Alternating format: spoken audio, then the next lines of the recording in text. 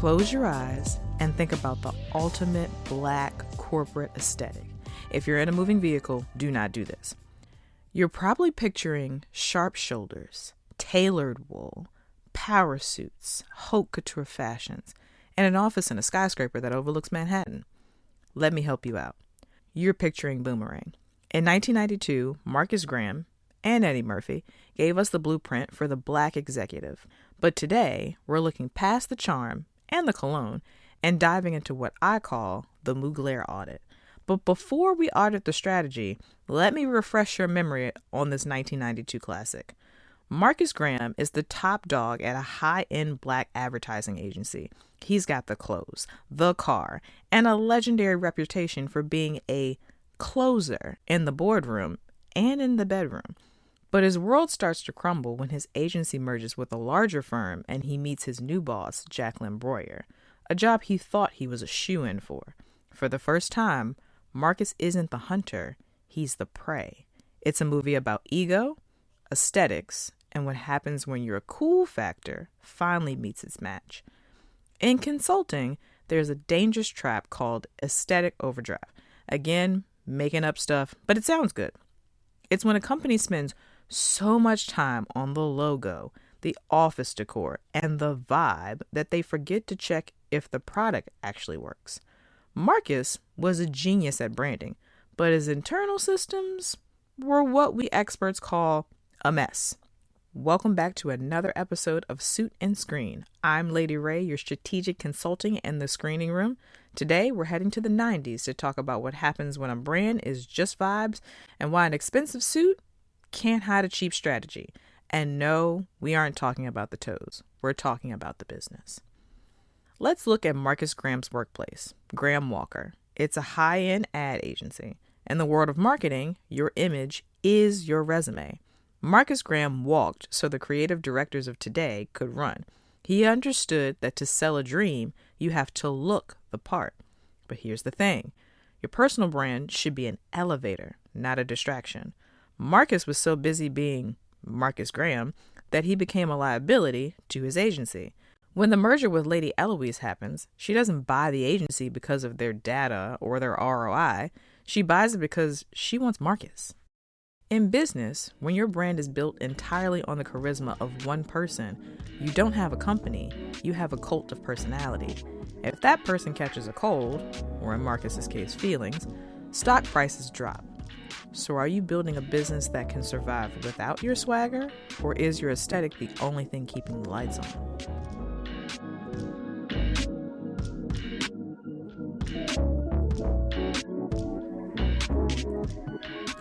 Enter Jacqueline Breuer, played by the legend and drop-dead gorgeous Robin Givens. If Marcus is the aesthetic, Jacqueline is the audit. Here's what I mean. Jacqueline is the new boss, and she is the first person to treat Marcus like a line item instead of a legend. This is that looking at the camera moment for Marcus. He tries his usual charm, his usual I'm the top biller energy, and Jacqueline pays him no mind. Jacqueline represents market correction. She's the reminder that no matter how good you look in a Mugler suit, and he did look good in the suit, the market eventually demands results. She out-Marcused Marcus. She was more polished, more detached, and more focused on the bottom line. So what's our strategy here?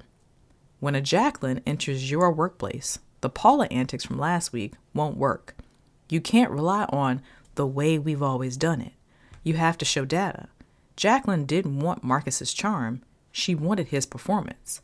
If you're a creative director or founder, you have to ask yourself, if someone stripped away your cool factor, whatever that is, would your business still be profitable?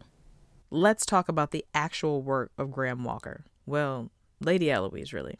They're trying to sell a fragrance. They have the models, they have the parties, they have the high fashion Mugler aesthetic. But the campaign is struggling. Why?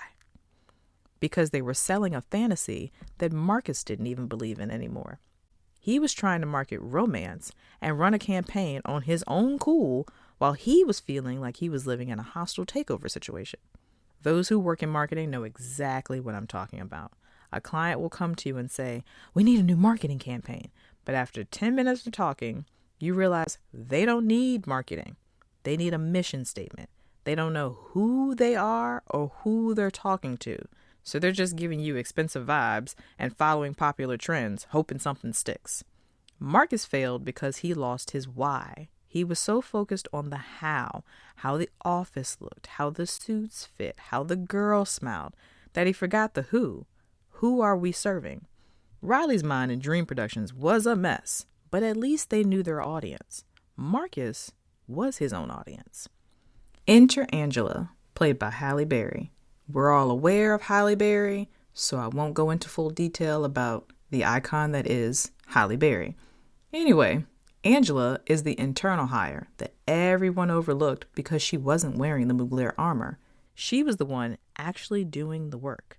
In every office, there's an Angela. She's the one who actually understands the product. She's the person who eventually helps Marcus find the soul of the campaign. In business terms, Angela is the user experience, or the UX. While Marcus was focused on the user interface, or the UI, the pretty buttons and the shiny packaging, Angela was focused on the feeling and how we make the sausage, so to speak. The campaign only succeeds when Marcus stops trying to be Marcus Graham and starts being a partner to Angela. This is the strategic pivot. It's the moment a business realizes that cool doesn't scale, but connection does. So what's the takeaway for the Mugler audit? Aesthetics are a tool, not a strategy. You can wear a $3,000 suit, you can have the sleekest website in your industry, and you can have a vibe that stops traffic. But if your internal systems are hollow, the market will eventually find you out. Don't let your personal brand become a distraction from your professional purpose. By no means am I saying that you can't be as confident and charming as Marcus, but you have to be just as smart and cunning as Jacqueline, with the heart of an Angela. Before we go, here's your homework. Look at your brand this week. Are you hiding behind a Mugler suit? Is your business all vibe and no value? If so, it might be time for an audit. I'm Lady Ray, and this has been Suit and Screen. Next week, we're going back to the animation world with Monsters at Work. We're breaking down the work family, and I'm giving you my 5 types of employees breakdown from that show so you can figure out exactly who's on your team and who's just there for the snacks. Stay sharp, stay stylish, and remember, you've got to coordinate. I'll see you in the next scene.